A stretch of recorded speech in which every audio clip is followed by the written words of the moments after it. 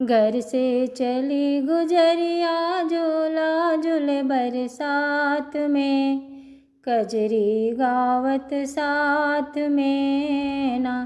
लेकर संग में सखी सहेली बन के पहुँची बाग नवेली।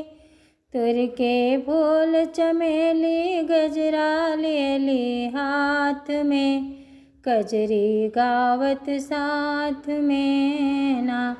झूला झूले आम की डारी गावत कजरी राग मल्हारी।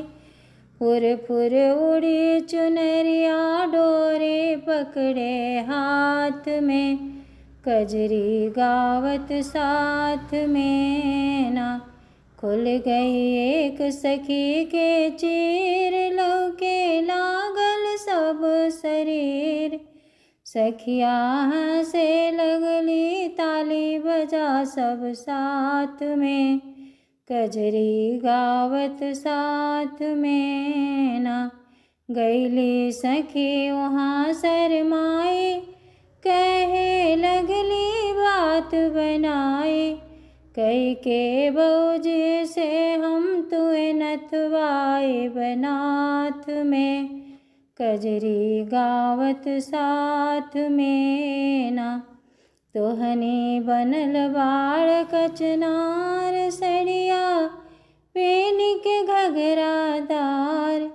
जैसे नाचत रहलो सिनेमा पर भात में, कजरी गावत साथ में ना। राम अयोध्या राय सबके देख भंवरा ललचाए। ऐठल छोट जैब जब प्रभु मर दे के हाथ में, कजरी गावत साथ में ना। जैसे घर से चली गुजरिया झूला झूले बरसात में, कजरी गावत साथ में ना।